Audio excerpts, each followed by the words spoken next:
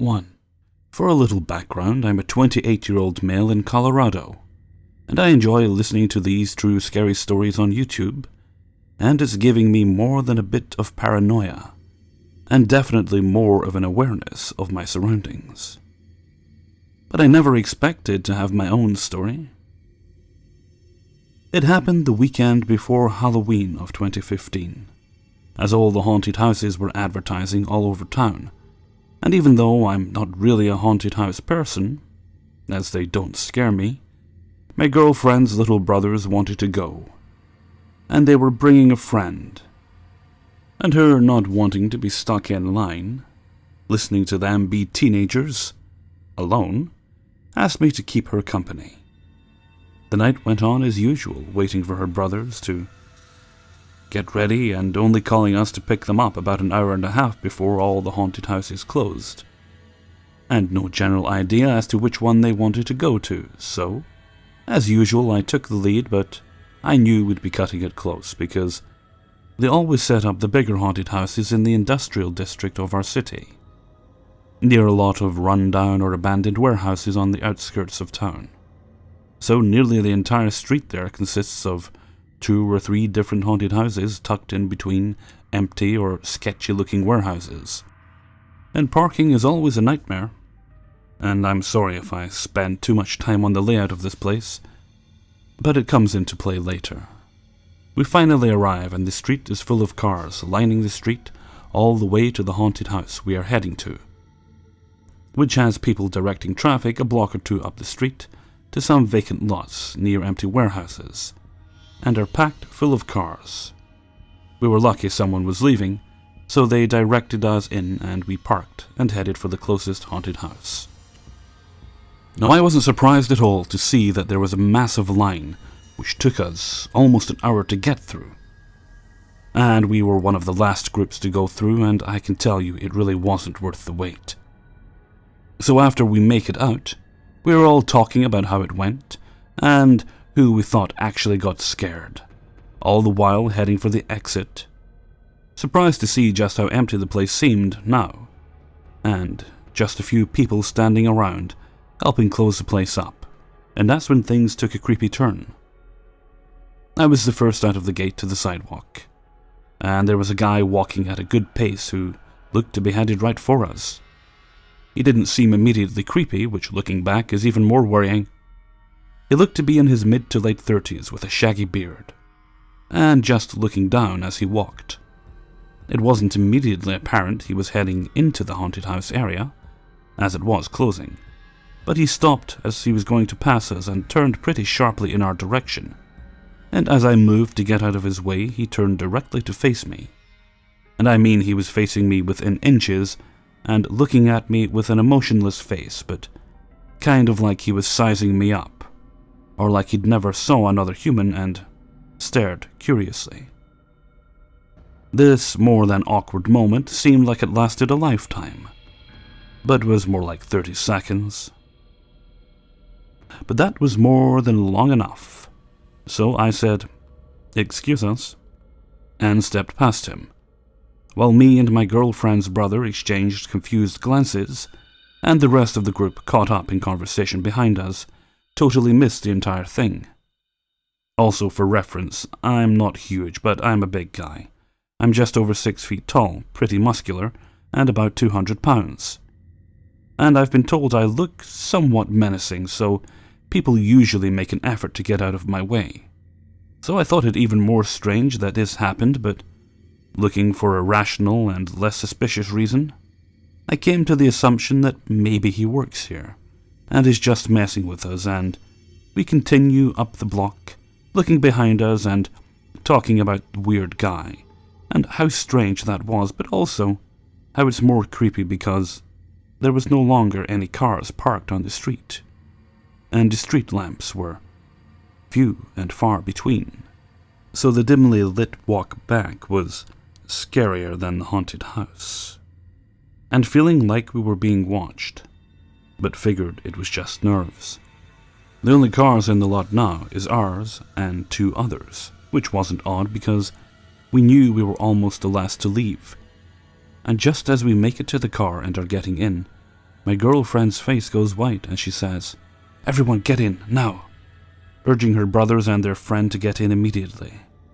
Not knowing what was happening, I looked in the direction she was looking, which was out of my window, and my heart began pounding as I saw the weird guy, still no expression, speed walking right towards us. I always carry a knife on me, and I reached for it and prepared for the worst, but her brothers finally got in, and we sped away down the block. And I know what you're thinking. What if he went to the haunted house, saw it was closed, and was coming back to his car? But he'd already walked past them, and once we drove away, he just stopped and stared at us as we drove away. I'm grateful I had my knife, but even more so that I didn't have to use it. I don't know what he wanted, but I'm glad we didn't find out. And to anyone going to a haunted house this Halloween, just remember, sometimes that thing that you should really fear may be standing next to you in line. Be safe out there. 2. Okay, so I'm 19 and male, and this event took place around when I was 8 or 9. And as a child I was bigger build, but couldn't hurt you if I wanted to. And I lived in a small town in Oklahoma, and it was Halloween night. I, as usual, was trick-or-treating by myself. My sister, we'll call her Sarah, was dressed up but didn't really want to get candy as she was 12, and in her mind was growing out of it. Anyway, I set off as a ghost on my task and get quite a bit of candy. And as I'm walking my way back in this neighborhood, I noticed this man following me. He was dressed as a clown, and the whole clown problem wasn't like that then. I don't like clowns anyway, so I was very freaked out. Knowing it's Halloween, I thought he was walking the street, and his kids were crossing yards to get to houses. Anyway, I go to about 4 houses and realize he is still following me.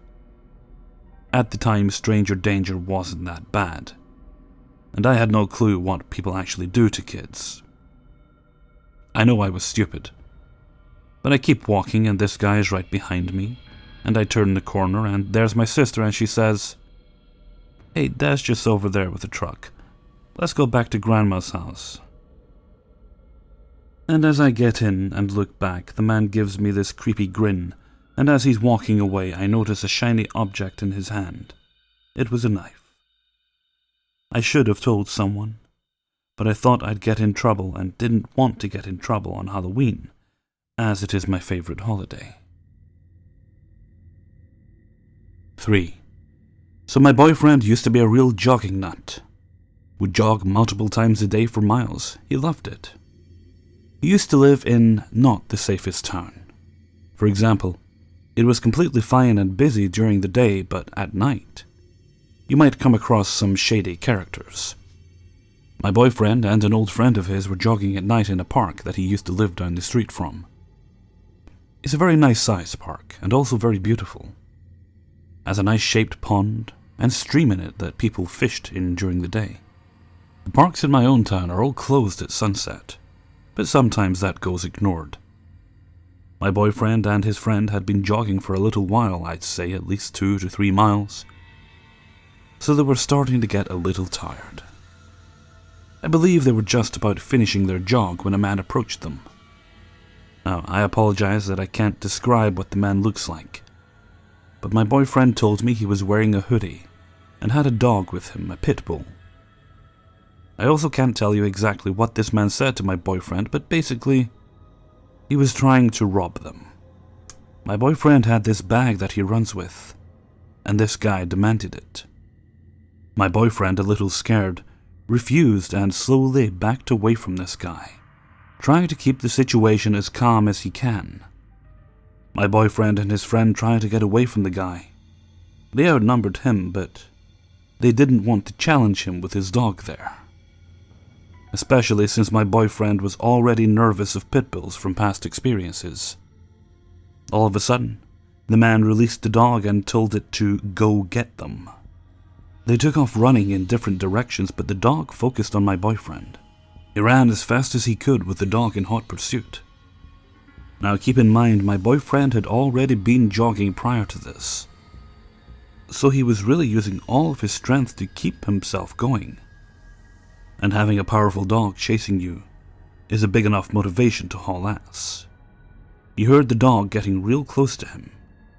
He headed straight for the part of the pond where the land on both sides were close enough to jump to, but would hopefully slow the dog down a little bit. The dog was right behind him when my boyfriend took his hoodie and held it over the dog's head to keep it from biting him. Doing this caused my boyfriend to fall and roll. He sprung up and leaped across the water, landing not so gracefully on his side. This was all done in one motion. Thankfully, the dog didn't attempt to leap over the water, but was still determined to please his owner and get my boyfriend. My boyfriend got up, thankful that this bought him time, but knowing he wasn't exactly in the clear yet. He took off running towards the houses that were around the park area. He heard the dog still coming after him. He hopped over a small fence into someone's backyard to hopefully be safe from the dog. Just as he heard the dog getting closer, a police car with lights and sirens blaring comes speeding across the street in his direction. The police pulled up, scaring the dog off. My boyfriend fell to the ground exhausted and relieved that this nightmare was finally over. Turns out his friend ran to safety and immediately called the cops. They never caught the guy or the dog. I'm assuming when the police car scared the dog off, he ran back to his owner, and they both booked it out of there. Needless to say, my boyfriend never ran in the park at night ever again. Because of this incident, my boyfriend was very nervous around big dogs, especially pit bulls. Can't say I blame him. If I went through this, I too would probably be nervous around dogs. Thankfully, he has me, someone who's been working with dogs for about 4 years in daycares and as a bather. I have introduced him to big dogs that would never hurt anyone and are just big cuddle buddies. My neighbor has a pit bull that's an absolute sweetheart and loves to run around with our chihuahua off leash in our front yards. My boyfriend has grown to enjoy big dogs, but is still nervous when it comes to pit bulls. It's a work in progress. So to the guy who uses his big dog as a weapon, adding to the reputation that pit bulls are bad, let's never meet. 4. Before starting the story, I'll give you a bit of background on me. I'm a male, 23 years old, and lives in a small town in Norway. Now, my English may be off at some points due to it not being my main language. At the time of this story, it was summer, and I decided to travel back home to my parents, as the university I was studying at gave us a pretty long summer break. I was excited to see my family again, as I hadn't seen them since Christmas. And even though the trip took about 9 hours, I enjoyed the trip thanks to my brilliant playlist on Spotify. It had been 3 years since I lived with my parents, and I loved living alone, but thankfully they had a basement which was basically an apartment. I had my own bathroom, living room, and kitchen. The basement apartment had one entrance, and only one. You can't get to the upper floor of the house without going outside, down the stairs and in through the front door. This is quite important. So the basement is pretty much secluded from the rest of the house, and you feel that it really is its own apartment.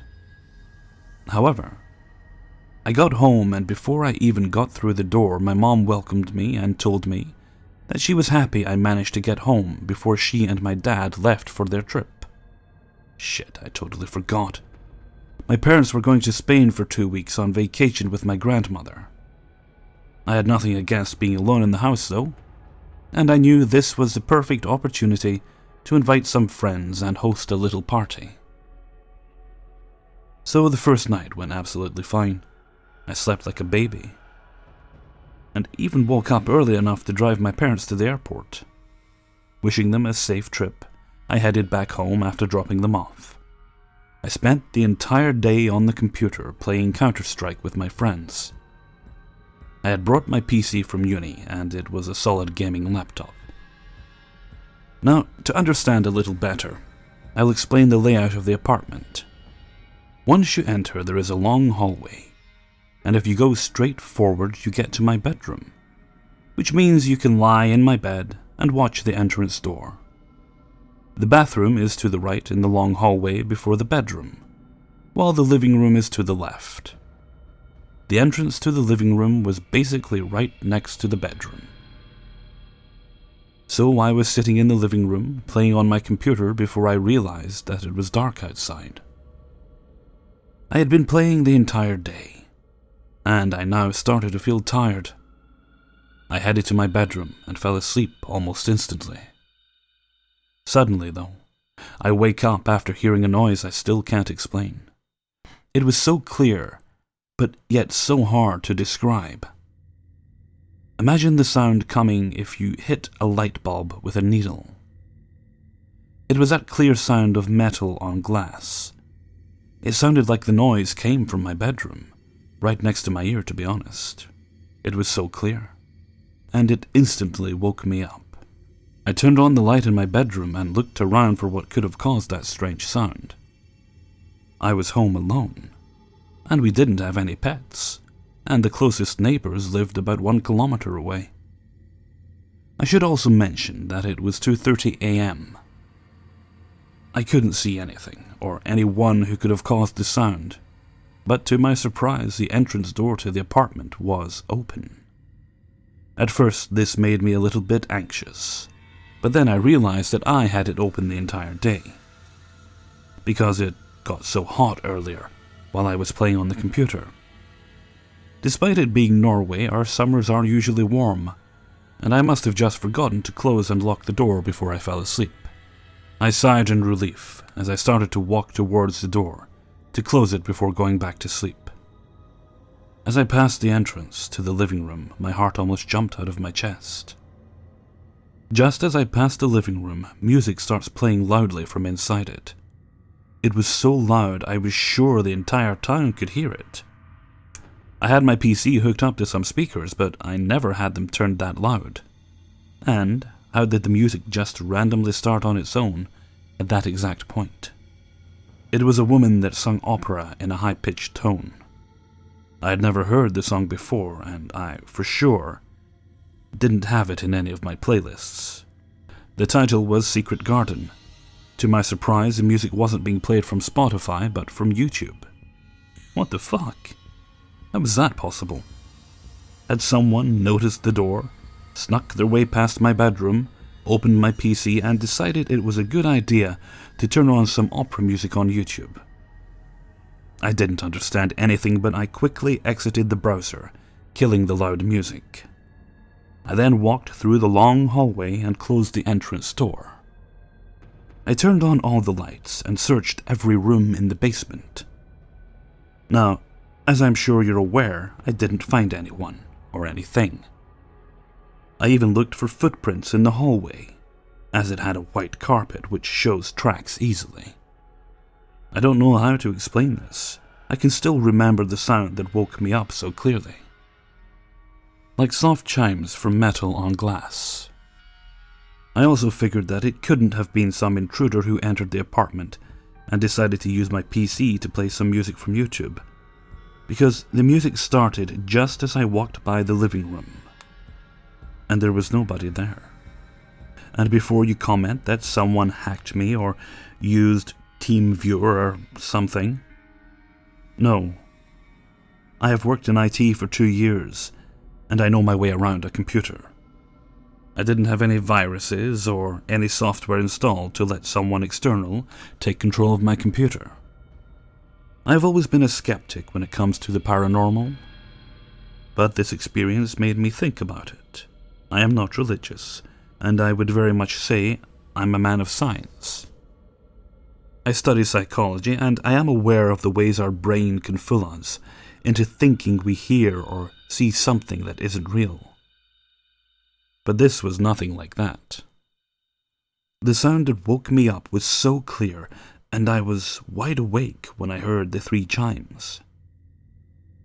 And I don't really know how to explain the music that suddenly started to blast as I walked past the entrance to the living room.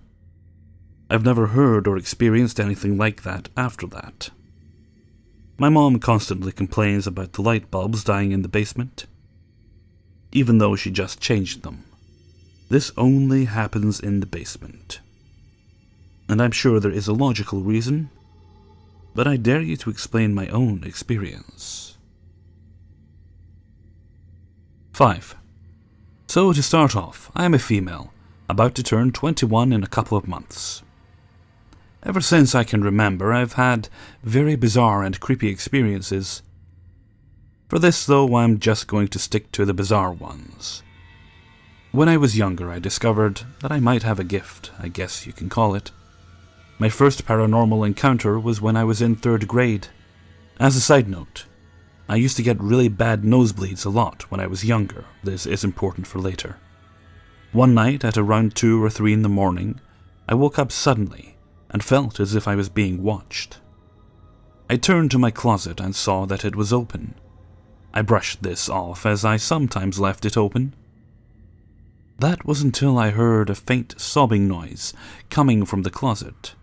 I sat up, and as soon as I put my foot on the ground, it stopped. Thinking I was just imagining things, I put my foot back under the covers and was about to lie down when the sobbing noise came back. Freaked out, I nervously asked, "Is anyone there?" The noise again abruptly stopped, but this time I saw something moving around inside my closet. A little girl with curly blonde hair and a blue dress. She kinda looked like Alice from Alice in Wonderland. Stepped out. She looked at me and her eyes sent chills down my spine. As soon as she stepped out of my closet, I got a bad nosebleed. Freaked out, I turned on my light, and as soon as the room lit up, she was gone. As I was walking to get some tissue for my nose, one of my porcelain dolls fell off a shelf. I noped the heck out of there and ended up sleeping in my mom's room the rest of the time we lived there. Never saw the girl again. Right before we moved, however, there was a double homicide not too far away from our house. On their 9th anniversary, this guy went to his home and murdered his wife and her mother. While I was in my PE class a couple months after the murders, I felt someone staring at me. I turned to the house and saw an old woman standing in one of the windows. I got a sad vibe from her and began to cry. My teacher had to end up sending me to the office because I was inconsolable. According to my mom, who picked me up from school that day, when I was asked why I couldn't stop crying, I told them that the old lady at the house was separated from her daughter and couldn't find her way to the light. My mom said she never forgot the sadness in my voice as I said that. One of the most unforgettable experiences that I've had is pretty sad. Back in May 2011, I had constant dreams of someone dying in a car accident. It was always the same dream. At the end of the week and the last day, I had the nightmares. My long-distance boyfriend appeared in one of the dreams. We were sitting together on a bench, looking out at the ocean. He turned to me and took one of my hands in his. He smiled, and the words he said to me will forever be in my memories. He said, "I love you so much, my kitten. Please do not be sad, but I need to go. I'll always be watching you."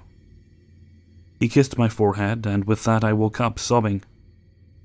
Our mutual friend called me the next day and broke the news to me.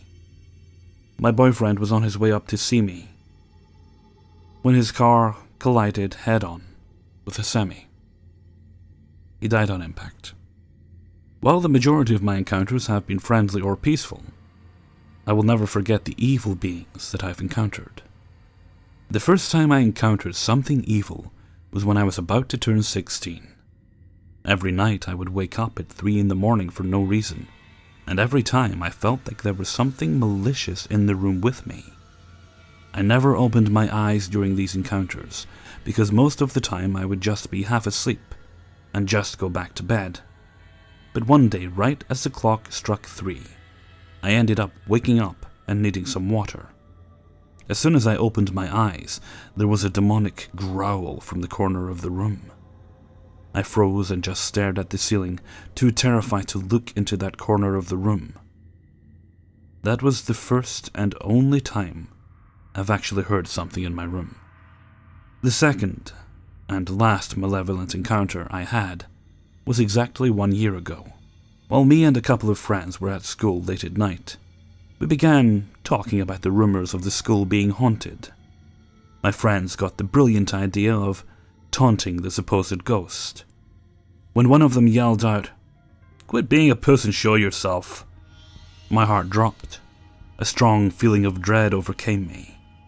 I didn't say anything and just walked home without saying a word to them. I've never been back to that school. I refuse to even go down the same street because screw that mess. I know that these don't sound believable, but they are true encounters that I've had. Call me crazy or what have you, but this gift runs in my family, and I've been able to talk to my relatives about it and hear their stories.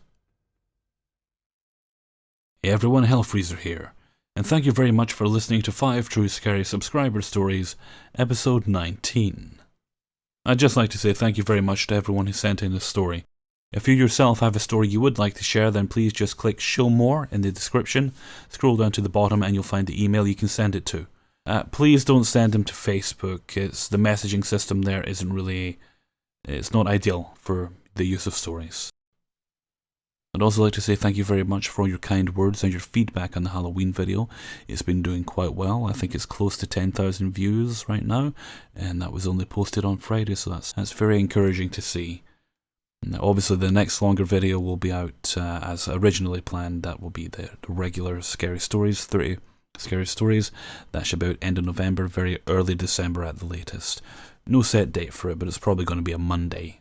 I'm not sure on the exact date. Okay, and with that, I'm going to have to make this a quick outro for now, so I'm going to head off for the moment. So until next time, thank you very much for listening, and take very good care of yourselves.